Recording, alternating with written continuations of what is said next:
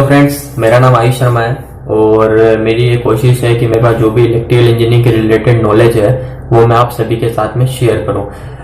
तो आज का जो टॉपिक है वो ये है कि इंडक्शन मोटर और सिंक्रोनस मोटर के अंदर क्या डिफरेंस होता है वो मैं बताऊं। हम डेली यूज में बहुत सुनते हैं कि एक इंडक्शन मोटर है या ये सिंक्रोनस मोटर है, तो इसमें डिफरेंस ये होता है, सिंक्रोनस मोटर के अंदर जो रोटर होता है वो हमेशा स्टेटर स्पीड के साथ रोटेट करता है। जो स्टेटर स्पीड जो होती है उसी स्पीड पे रोटर रोटेट करता है, पर इंडक्शन मोटर में ऐसा नहीं होता है। इंडक्शन मोटर में हमेशा रोटर स्टेटर स्पीड से कम पे रोटेट करेगा, और जो कम जो रोटेट कर रहा है यानी स्टेटर स्पीड और रोटर की स्पीड में जो डिफरेंस है उसी को हम बोलते हैं स्लिप ऑफ इंडक्शन मोटर। जब भी हम इंडक्शन मोटर और सिंक्रोनस मोटर की बात करते हैं तो हमारे पास एक और क्वेश्चन उठ के आता है कि ये सेल्फ स्टार्ट है या नॉन सेल्फ स्टार्ट है।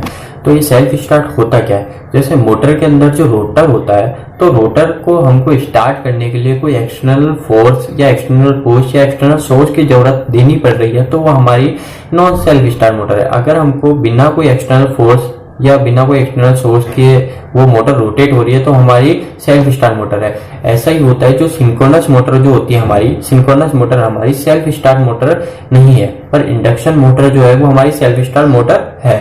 ऐसा इसलिए है क्योंकि सिंक्रोनस मोटर को हमको उसके रोटर में एक डीसी सप्लाई और देनी पड़ती है, पर हमारी जो इंडक्शन मोटर है, इंडक्शन मोटर में हमको उसको कोई डीसी सप्लाई नहीं देनी पड़ती है। इंडक्शन मोटर के अंदर हम ओनली उसको 3 फेज सप्लाई देते हैं और मोटर रन हो जाती है। जैसे हम स्टार्टर ऑन करते हैं तो स्टार्टर ऑन करते हैं उसके अंदर हमारे बस ओनली 3 फेज सप्लाई जाती है, पर जो सिंक्रोनस मोटर के अंदर को 3 फेज सप्लाई के साथ साथ उसको एक डीसी सप्लाई भी देनी पड़ती है। जो उसके जो सिंक्रोनस मोटर का जो रोटर होता है, रोटर पे एक वाइंडिंग होती है, उस वाइंडिंग के अंदर जाती है ताकि वो आपस में इंटरलॉकिंग करके एक सोर्स बना के और वो रोटर रोटेट हो सके। इसलिए उसको हम बोलते हैं कि सिंक्रोनस मोटर हमारी सेल्फ स्टार्ट मोटर नहीं है और इंडक्शन मोटर हमारी सेल्फ स्टार्ट मोटर है।